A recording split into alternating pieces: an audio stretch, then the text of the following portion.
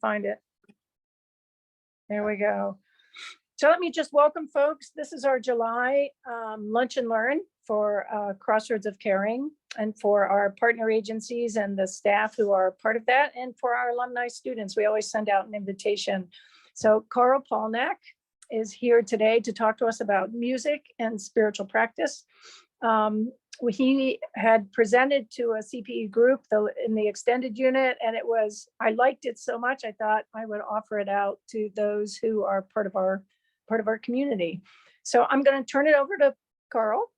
Okay. And I think he's ready to go. Is that right?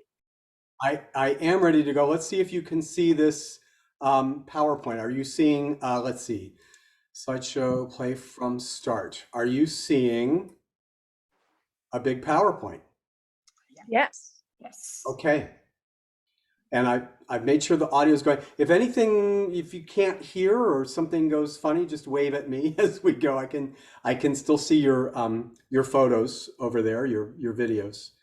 I want to talk about music as a spiritual practice, and we have to define both of them. We could take the whole afternoon to talk about what is spiritual practice, but I'm going to just make that easy and say that for this purpose of this presentation, I'm going to work with spiritual practice as though it is meaning making. Meaning making is one of my favorite containers for spiritual practice. How do we make sense of our lives? How do we make meaning out of our experiences? So let's say that spiritual practice for these purposes, I'm going to call it meaning making. I'm curious, there are many, many definitions of music, but I want to hear what definitions of music you use. What's your definition of music? And there are no wrong ones.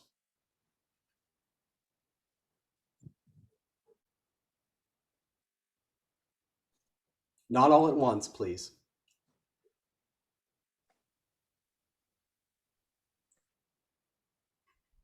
I think music has to do with tone and pitch. Tone and rhythm. And rhythm. Other than that, I'm not sure I have a definition. I don't have a definition for music. Okay. Anybody have a different definition? This is Sue. I think it's different for different people, obviously. I mean, you just kind of touched on that. My daughter is a viola player, and to her, making music is a complete body experience, because she can feel the vibration of her instrument as she holds it on her shoulder. And as she moves the bow across the strings, it resonates so deep within her that she becomes the music. So, and for me, it's incredibly emotional, to hear her play, but also to be within a live audience hearing live music, as well as, when I'm running, I listen to music and those kind of things to be connected and to get out of my mind. Mm-hmm. And so, and I know singing, like when in church singing hymns, things go deeper, the meaning goes deeper. So, I mean, yeah, you're right. We could talk about this all afternoon, but it's so vast and so overwhelmingly wowing that I don't know how you could narrow it down. But so your definition is functional, right? You're talking about how you use music, where it shows up in life, how it affects your relationships with people. You've mentioned a couple people, so that's an interesting thing. Hello, Robin. Hi. Anything that you want to share about your definition of music, your functional definition of music? I'm the one who said I don't have one. Okay, all right. And Greg, did we hear from you? I see your, you said you're going to mute a little bit part way in. Just another thought. So it has to do with sound and vibrations. I once watched a woman whose whole family was deaf. I watched her move a song for them, and the sound was cranked up so high they could feel the vibrations, much like the violist you just described. But she communicated the lyrics, the music, through movement and sign as she danced it, really, and it was just gorgeous, and it moved me. And so it has to do with meaning making, I think, some sort of felt sense, and those kind of sound vibrations that hit our ears or our bodies. Okay, so pitch, rhythm, relationships, function, the way we use it in music, the impact it has on us internally, how it moves us, and so forth. All good definitions. Let me get to my screen here. For the purpose of today, I'm going to call music a system of meaning making based on pitch and rhythm. And I'm going to define pitch and rhythm further. But for me, music is it's a meaning making system based on pitch and rhythm. Pitch is high or low. Oh, that's pitch, going from low to high in my voice. Vibration, measurement. And by the way, I'm happy to send this entire deck as a PDF to everybody at the end. So don't feel like you've got to take furious notes. If you want to take notes on something in particular that stands out, you're welcome to, but I'm happy to just email you the entire deck. Rhythm is the spacing between sounds. So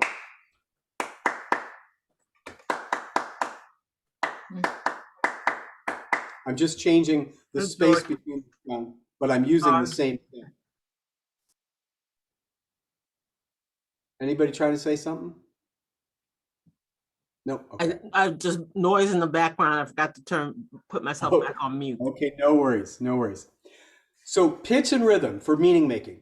I have 9 examples of pitch and rhythm, all short, all less than 10 seconds. I'm going to play some music for you, and I want you to make meaning out of it. Here we go.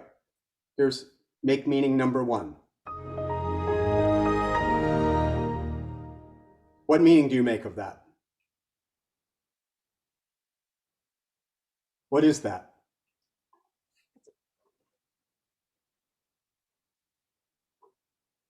I've heard it associated with like a TV news program or something. Huh. Anybody else? Yeah, that's what I thought too. That is the sound of a PC computer starting up, a Windows song starting up.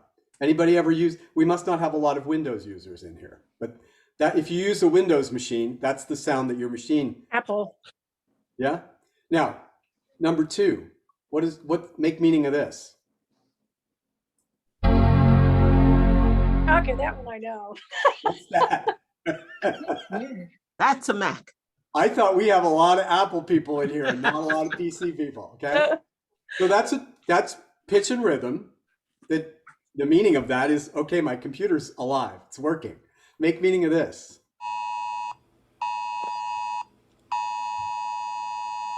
Amber Alert, is that? That's an Amber Alert, right? That's a pitch and rhythm that gives us a whole lot of information. A child has been abducted, and there's a need to be on the lookout. Make meaning of this.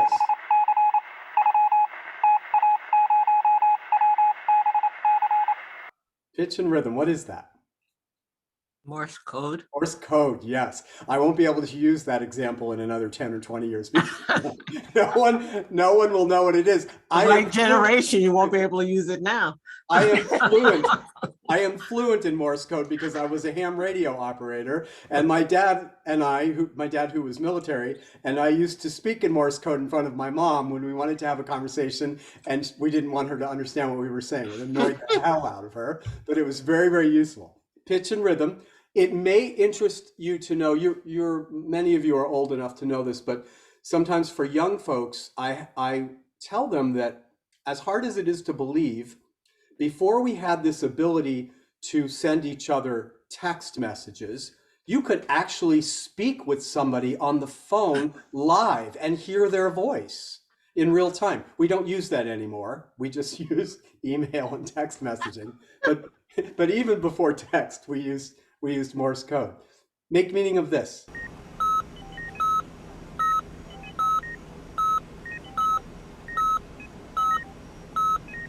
Submarine. No, I think it's a heart monitor, isn't it? What meaning you make? The submarine. It takes place in a hospital. It's a monitor. isn't To it? monitor. And what's the story? Let me play it one more time because it gives Sounded you. like a flat line. It went to a flat line. Listen to this one more time.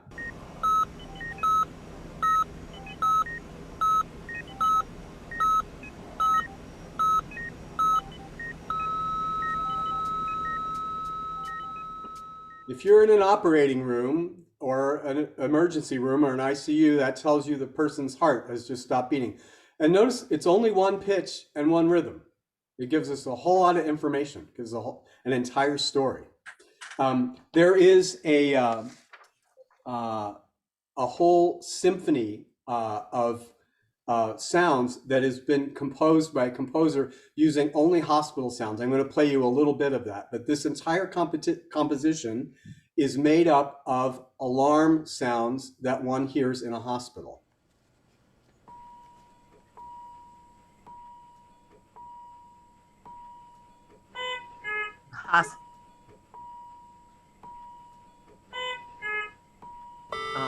First I thought it was a call bell.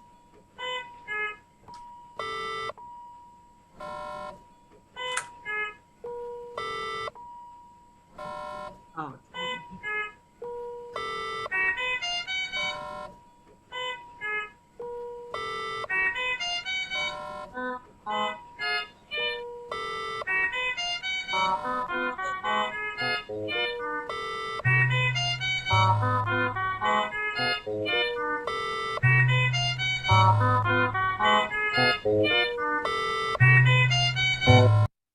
And somebody said call bell. Yes, there is a call bell in there, and a lot of those sounds, if depending on how much time you spend in a hospital, a lot of those sounds are ventilator sounds. The ventilators that we use to help people breathe have enormous amounts of alarms that are very musically precise, and a respiratory therapist really has to have quite a repertoire of alarm sounds in their belt. Karl, Yes, go ahead.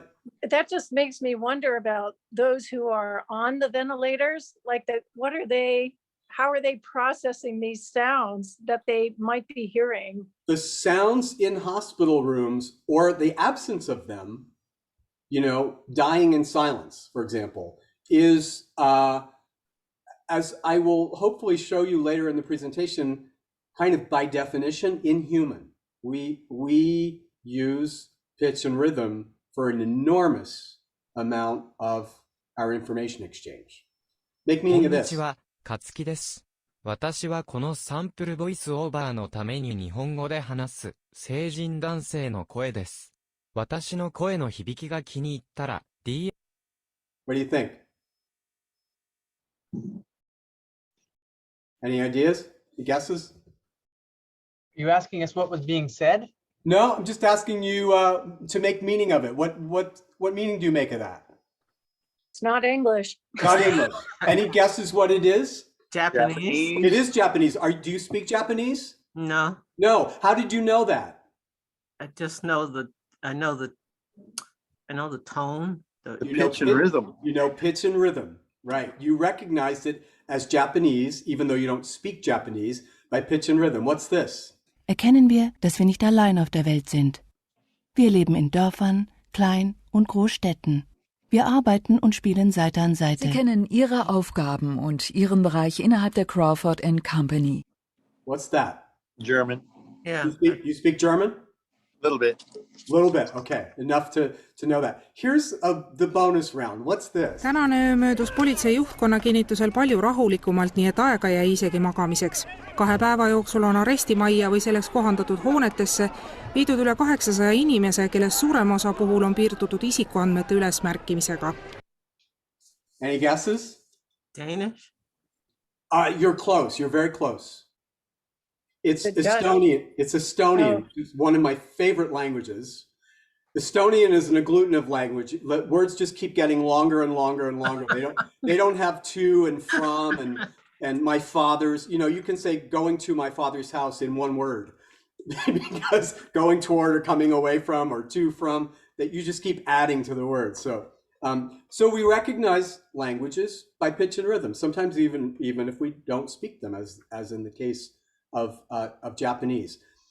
the use of rhythm and pitch is the singularly defining characteristic of our species. And I can show you a historical background around this that a lot of people don't realize, and they don't realize how profound the use of pitch and rhythm is. And sometimes they get stuck in definitions of music like, well, is it Brahms or is it Willie Nelson?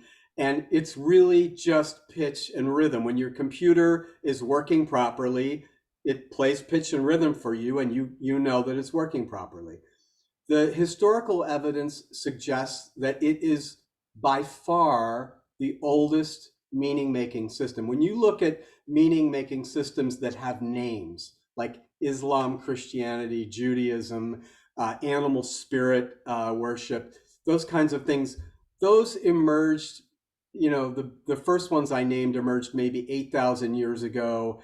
If you go back to animal spirits, you might go back 30 or 40,000 years. We've been using music for about 500,000 years. We've been manufacturing scaled musical instruments for 60,000 years. Scaled musical instruments meaning they have specific notes. We have flutes with holes drilled in specific places, not whistles, but flutes. So instrumental practice from 60,000 years ago and vocal practice from between 150 and 500,000. We don't really know because it was literally prehistoric. There are other animals who use pitch and rhythm for communication. Birds, obviously. Some kinds of marine mammals have languages around music. There are animals that have languages that are not based on pitch and rhythm. There are chimpanzees who have a vocabulary of several hundred words that are signed. They are not able to use the words vocally using pitch and rhythm, but they can use gestural languages and can actually communicate with humans using some of those gestural languages. Humans use pitch and rhythm in a more extensive and a more sophisticated way than any other species. In no small part because of one little bone near your larynx, which I'm going to talk about later, called the hyoid bone. But the hyoid bone emerged about 400,000 years ago in Homo erectus and the three species in between Homo erectus and Homo sapien. And we are the only animals with hyoid bones. And the hyoid bone is a pretty miraculous thing because of that. Let me give you a timeline that a lot of people don't know about. So 500,000 years ago, vocal music. We are developing capabilities for speech. The hyoid bone emerges. A lot of this, again, we don't have hard proof of because the fossil evidence is what it is, and we were very far away from written records or recorded language. So 50,000 years ago, manufactured scaled instruments, and 50,000 years ago was also what sometimes anthropologists call the Great Leap Forward, where the human species moved forward very rapidly in lots of different ways, creating clothing, rituals around burying the dead, hunting techniques, and so forth. 33,000 years ago, we had music in sacred spiritual practice. We know this from cave drawings in places like Lascaux, France, where there was sacred practice recorded in the art on the cave drawing, and there were musical instruments as part of that. And we know from the bone field that that was a burial ground, that was a burial area. And I'll talk about these a little bit more later in the presentation. 10,000 years ago, we developed agriculture. We did not have villages before 10,000 years ago. We had flutes 60,000 years ago. Let me just say that again. We did not have villages. We lived in individual caves or around a fire until 10,000 years ago. We knew where to put the notes on a flute 60,000 years ago. 5,000 years ago, the Stone Age ends. We begin to make metal tools. 5,000 years ago, the earliest writing. So we learned numbers 5,000 years ago. We understood where the notes went on a flute 10 times that long ago. So people sometimes are not clear about the emergence of what we understand, especially if you look at the way things are taught in school. It's sort of like writing, reading, arithmetic, and then maybe if there's a little time, we'll have music at the end, as though we emerged those things first and then there was music left over. But the fossil evidence is that we had musical practice for 500,000 years before these other things emerged. And that's important for a reason that I'll talk about later. This is a picture of the oldest known flute in the fossil record. And this is another picture of a flute from 42 or 43,000 years ago. These were discovered in caves near Germany. And again, I'm happy to send you this deck so you don't have to take furious notes. This is the hyoid bone that I told you about. If you go down the list of labels on the left side, it's the second one down. The hyoid bone is interesting. You know the song, the leg bone's connected to the knee bone and the knee. Well, the hyoid bone ain't connected to nothing. It's the only bone in the human body out of 208 bones. It's the only one that isn't connected to another bone. It's a free floating bone. And it makes the architecture for the larynx possible so that we have this extreme control over pitch frequencies in our voice. And your voice actually makes more than one pitch at the same time, as I'll explain to you. How many of you have heard the expression, well, music is a kind of language? Have you ever heard people say that? Yep. Yeah, that's 100% upside down. Language is a form of music. Language is pitch and rhythm for meaning making. Language is only pitch and rhythm. The people who identified Japanese, even though you don't speak any Japanese, were able to do so because you recognized the pattern of pitch and rhythm in Japanese, which is very specific. It's like French. It's small monosyllables that are of roughly equal weight that goes all the way to the end. So language is a form of music. And if you want more information on this, there's a lot of information on this. But when I say the vowel E-O, if I go through the whole vowel train from front to back, it goes like this. E-O. So the vowels at the front, if you do that, you go from E-O and just let your lips round out as you go. You'll see that to make an oo, you have to have round lips, and to make an E, you have to have spread lips. And if you try to make an E here, you get a really funny E. You get a French vowel, U, right? So the shape of the mouth, and you can see here, are you able to see my cursor? You can see here, these are MRIs of the mouth as these vowels are being made. F1 and F2 are pitch formants in the vocal folds. Your voice makes more than one pitch at the same time. So when I say E, part of my voice is making a high frequency and part of it is making a low frequency, and I change that to make different vowels. Vowels are only pitches. The difference between E and A and O and U is purely frequency. That's the only difference. It's the only difference that makes you perceive those vowels differently. And rhythm, consonants are the way that we chop up the vowel sounds, right? So most languages have vowels and consonants, pitches and rhythms. Here's another, this is what's going on frequency-wise in hertz, in cycles per second, in heed, hid, haid, head, hod, hod. If you go down the vowel chain, you see that the second frequency gets lower and lower as you go. The Lascaux paintings. Some of you know about these fabulous paintings in caves from France from about 30,000 years ago.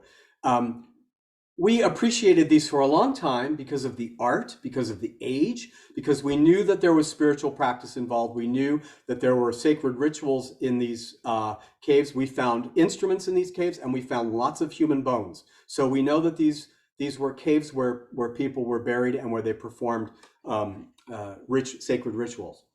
What we never really understood is there's something odd about the Lascaux caves, which is that there are places where there are enormous walls that have nothing on them. And there are places with tiny, tiny little walls or corridors that are packed with paintings. And anthropologists have looked at this and said, you know, like if I were Da Vinci and I saw this great big ceiling, I'd paint on the ceiling. I wouldn't paint in this little column on the corner. Like, why did they do this?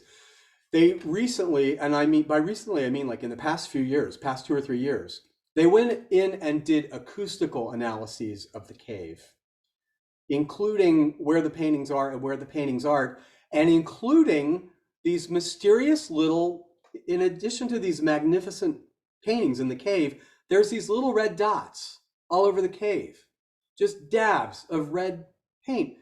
And they had no idea what these little red dots were for. Like, why the little red dots?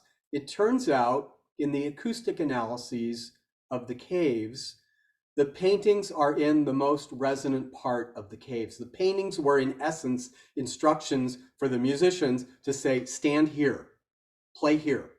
The little red dots are at resonant places in the caves. They're places where the sound is picked up and amplified.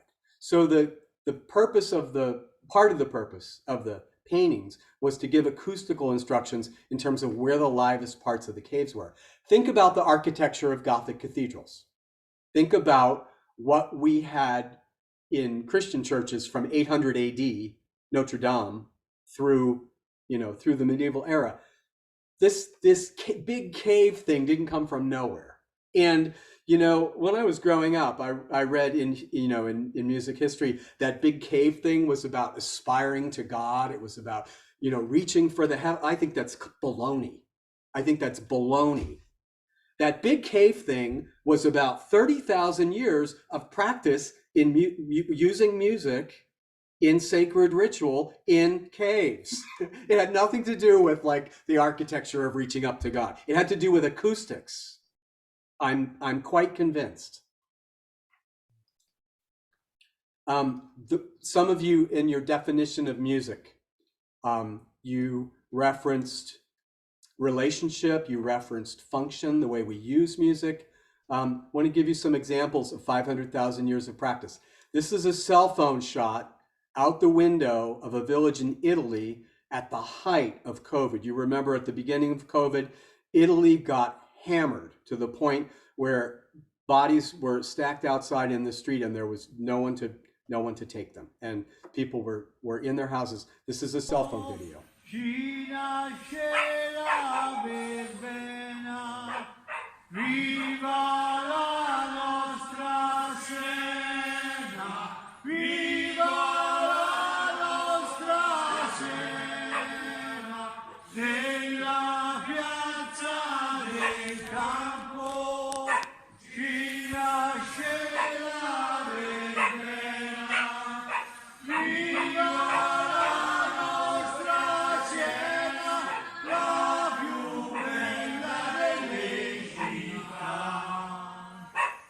Wait, what do you do when you're stuck in your house and everyone's dying? You sing. To amuse yourself? To pass the time? No. To form community with people that you can't see, that you can't touch, that you can't be with. It's 500,000 years of practice. I assure you, no one stopped to think, oh my God, why are we singing? Is this the right time to sing? No, it never happened. You just sing. You sing and then you think about it. Or usually people sing and then they don't think about it. They don't even notice it. They don't notice that they use music to carry their spiritual practice. About 11 years ago, I think now, there was this terrible earthquake in Haiti, kind of late at night, and first responders couldn't get in there until early in the morning.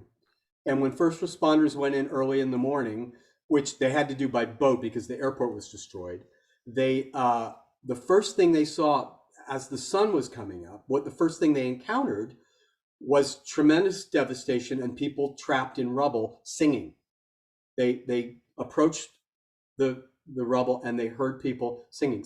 People were singing in the rubble, trapped, to maintain connection with each other, to stay. We sing to stay alive. It is part of the human practice. It happens all the time. It happened in the bombing of Sarajevo. There was a very famous cellist, the cellist of Sarajevo, who would sit in the middle of the town square and play the cello.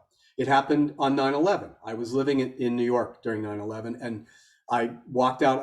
I'm a music teacher. I'm a professor of music. I walked out onto my street and was stunned to find people on the street singing America the Beautiful, We Shall Overcome.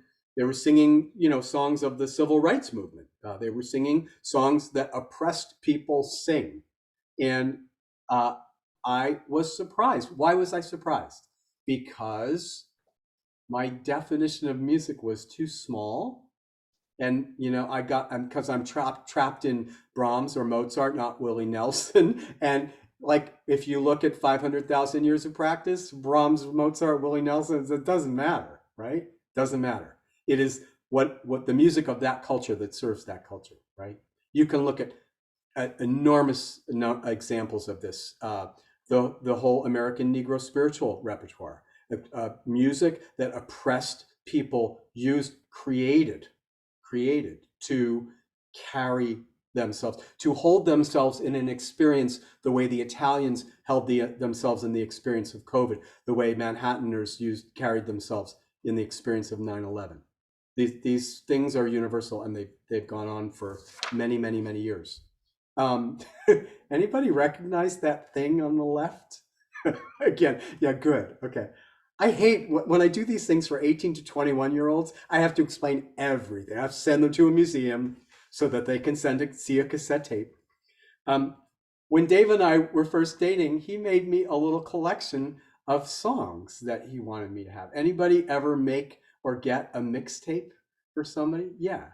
So if you look at that, you probably do that. I mean, maybe you do these other things, but that doesn't hold the same role as like giving them a photo album or making them brownies, or there's something about a mixtape where you are sharing something very intimate about yourself. You're sharing, this is the stuff that carries me. These are the tunes that contain my experience, right? This is a vulnerable piece of me. Mamas and babies. Doesn't matter whether mama's a music major or not. Most babies make noise, and most mamas at the end of 2 or 3 weeks can tell the difference between a baby that needs to be fed, a baby that's wet, a baby that is tired and needs to go to bed, or a baby that wants to be picked up and held. I see nods. I'm right? How do you tell the difference? How do you know? How do you tell the difference? 2 words. Japanese. Pitch and rhythm. That's how you tell the difference. It's just pitch and rhythm. The difference between a held baby and a wet baby and a hungry baby, it's pitch and rhythm. It's music, right? It's music for meaning making. If you look at the number of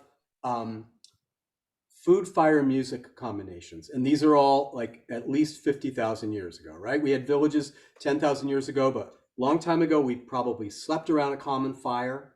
We have there's a food that we have this campfire thing that we do, right? Sitting around a campfire with people you love. There's a food that is very specific to campfires. What is it? S'mores. S'mores. Nobody makes s'mores at home in their. I mean, maybe somebody makes them in their microwave, but that person is truly unusual if they do. It's a fire. It's a fire food, right? And there's a body of music that's very specific to that experience. It has a name. What is it called?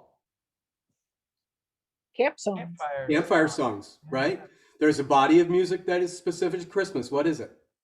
Carols. Right. What's the fire that's specific to Christmas? Yule. Okay. And before we had electric lights on the tree, what did we use?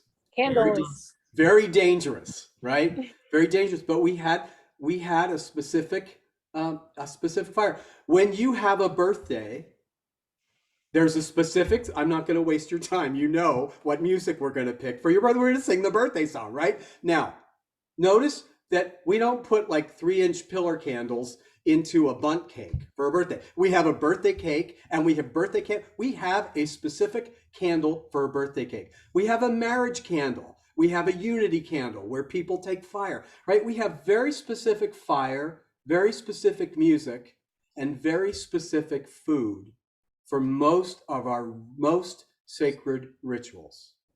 That's 50,000 years at least of practice. That's how those things emerged over there. Now, the thing that I think you really need to know, music is one of the leading modalities in helping patients recover from stroke, primarily aphasia, which is loss of language during stroke. People who cannot speak can very often sing. People who cannot remember their names can remember entire songs. I've seen people who don't know who they are sing Happy Birthday from beginning to end. And we are just beginning to understand this for as much as we do understand, but music is not located in the brain. If you lose the function on the left side of your body, that's located in a very specific part of your brain.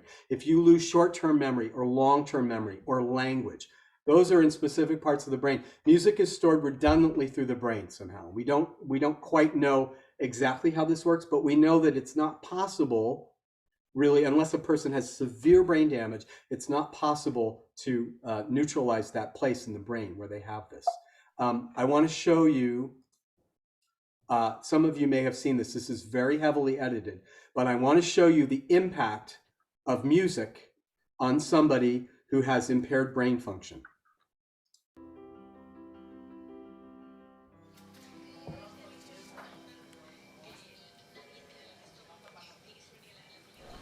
Hi, Papa. Hi, Papa. Huh? How you doing? I'm all right. I'm fine. Wait. Who am I? I don't know. Wait a minute. I don't know. Okay, it's Cherry. We first see Henry inert, maybe depressed, unresponsive, and almost unalive. Henry. Yeah? Henry. Yes, y'all. I found your music. You want your music now? Okay. Let's try your music, okay? And then you tell me if it's too loud or not. Then he is given an iPod containing, we know, his favorite music. And immediately he lights up. His face assumes expression, his eyes open wide. What was your favorite music when you were young?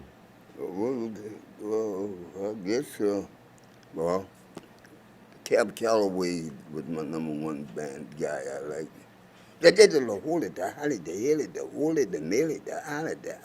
What's your favorite Cab Calloway song? Oh, I'll be home there for Christmas.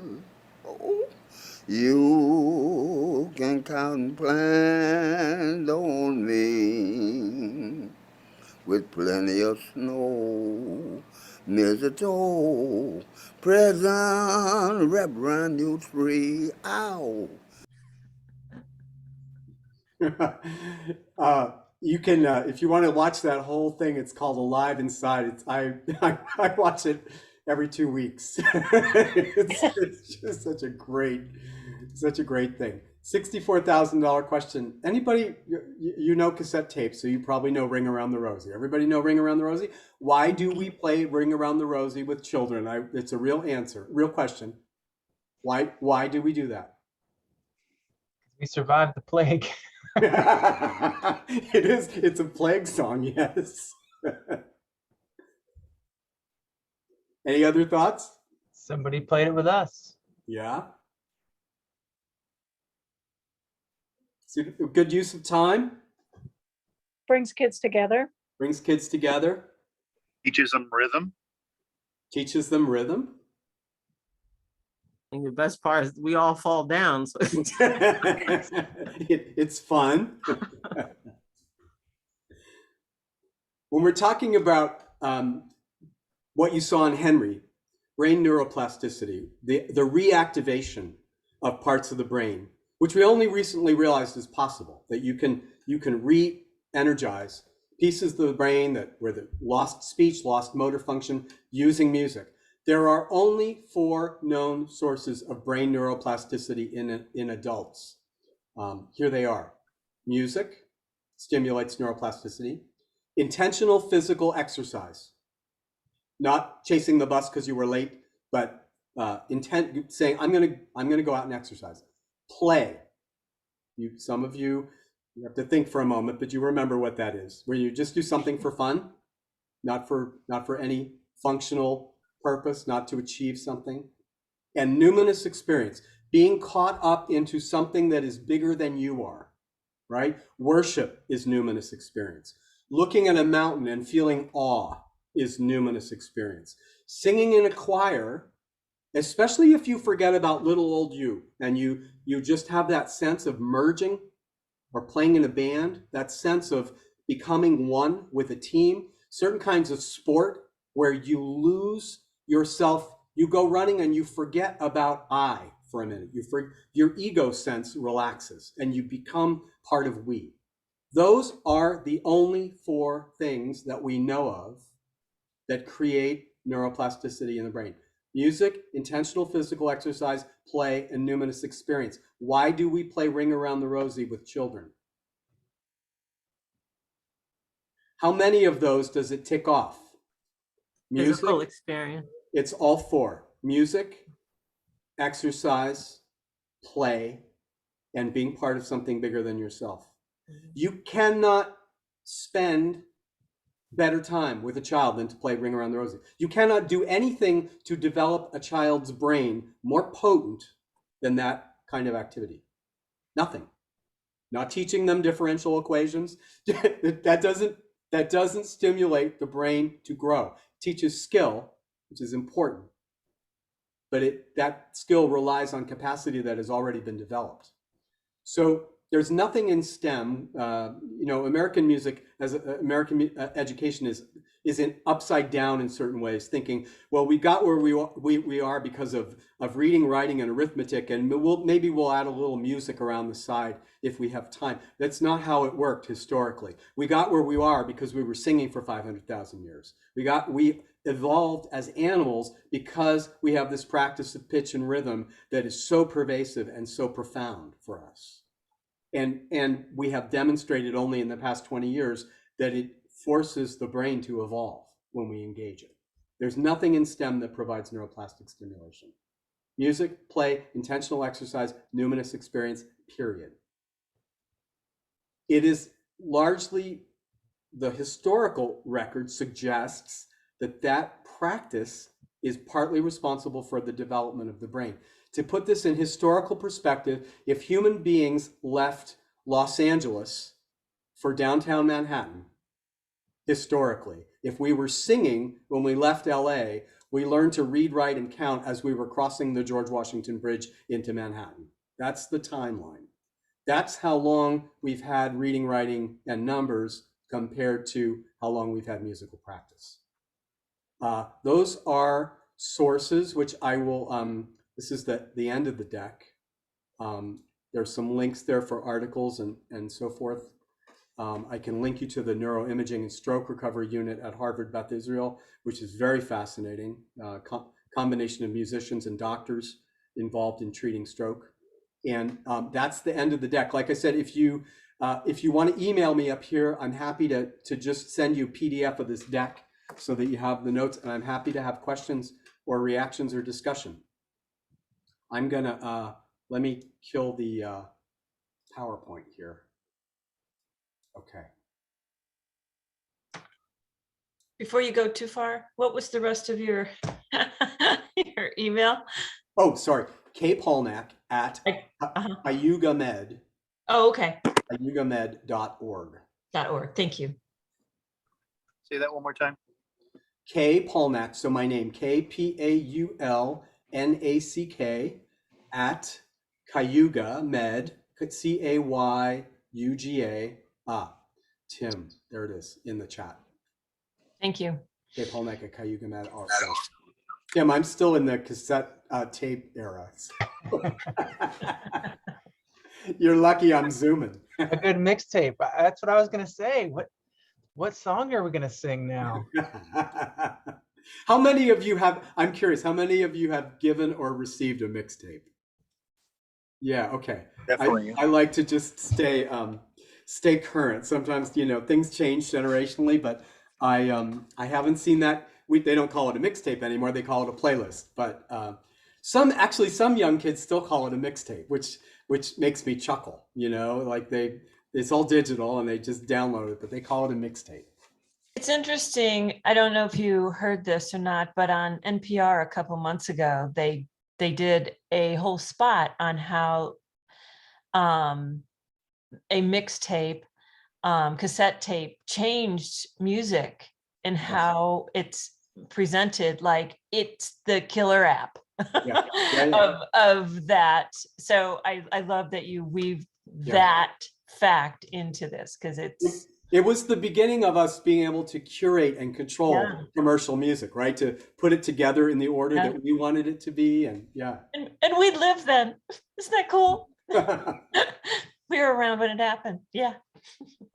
So very cool. You know, Mary Ann started out with a question, which I think is interesting, which is, how do the sounds or lack of sounds in hospitals or places where people are being cared for, places where people are dying, places where people are recovering, how are they affected? And the answer is they are affected, you know. And I was in the room of a friend whose mother was dying in the hospital, and she was a musician, and the room had the most beautiful Bach playing on a nice little sound system that she had brought in all the time. There was just music going on for her mother. And I contrast that with rooms that I walk into that are silent, and there is a support provided, you know, provided that it is music that the person likes and the person that the music that they would have used to engage their life.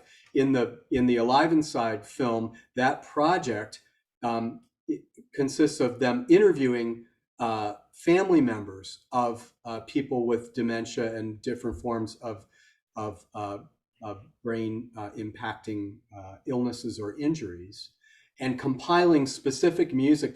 They ask, what did this person listen to? What's the music of their lifetime? What did they love? And so they compile a very specific playlist for people as a kind of quote treatment for them. But it can be so important. It can be so important.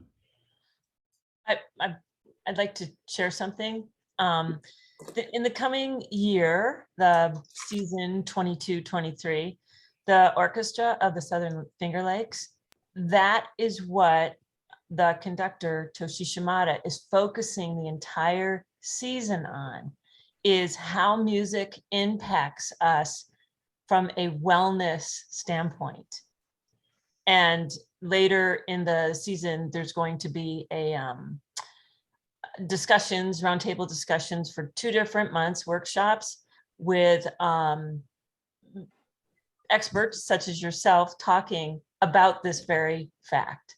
Isn't that awesome? It's like, and the importance, I really think that Toshi's inspiration came from the pandemic and what you just shared, Karl, with what happened in Italy and those connections that we can't ignore for our wellness. So anyway, for whatever that's worth, it's time to bring it more into our everyday conversations, the importance of all this. So, and I know that's why with Care First, I know that we want to develop that for our hospice patients and care through and with palliative care. So awesome. It reminds me too, Sue, of when my father died. He went on comfort care, and I think he was probably unconscious for probably the last 24 hours of his life.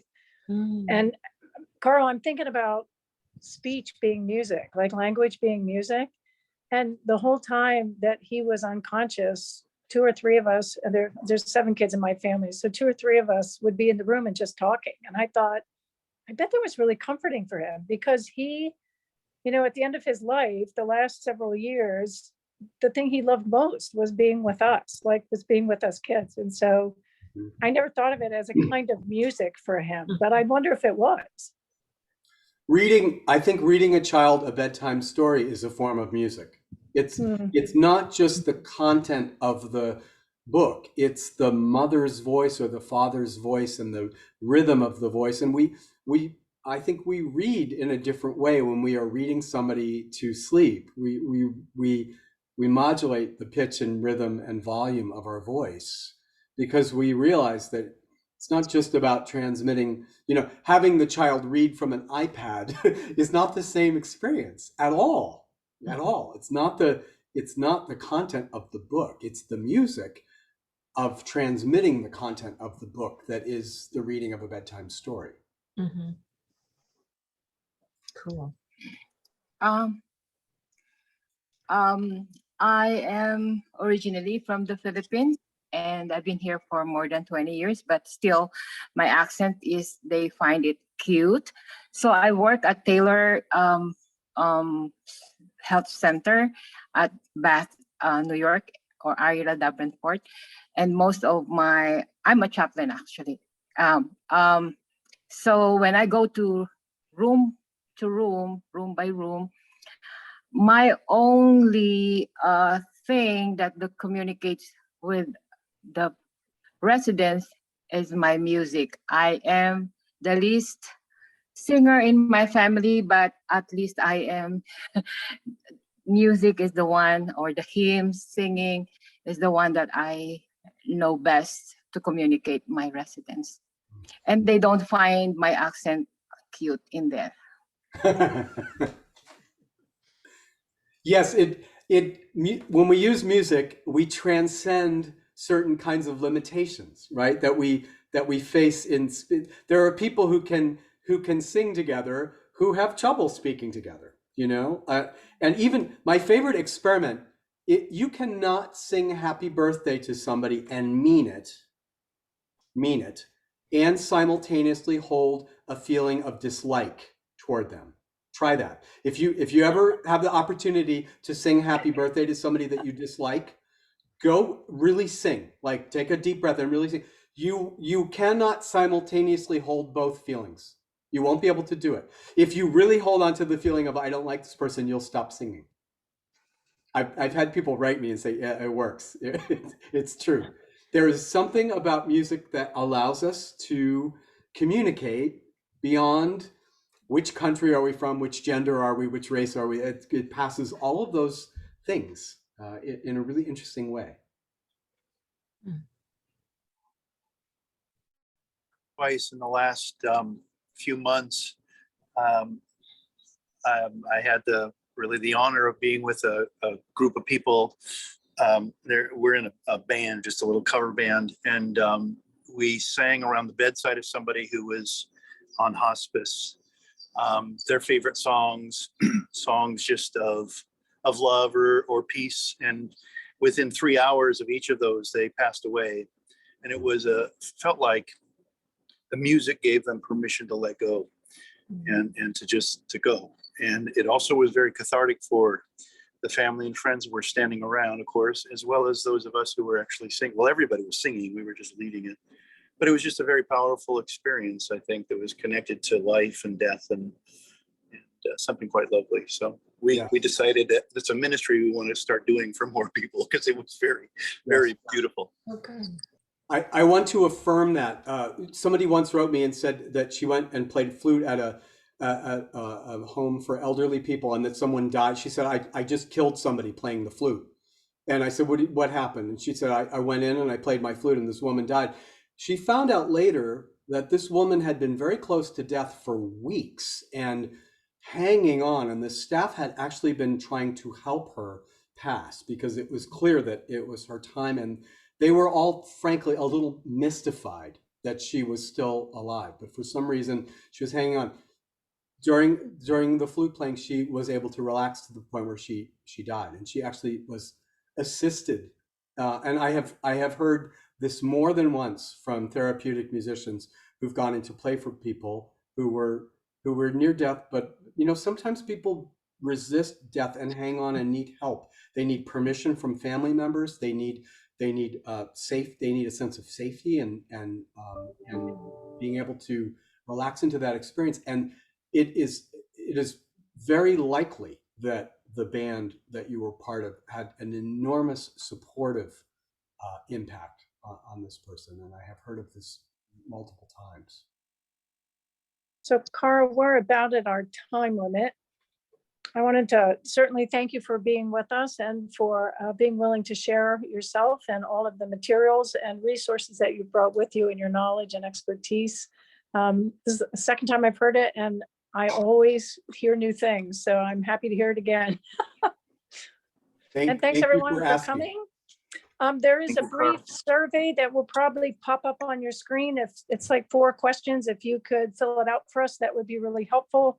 Our next Lunch and Learn is in September, and Brian Baker from Arnott Health is going to talk about talking to your organizational leadership about chaplaincy to support chaplaincy services and ways to grow your spiritual care program.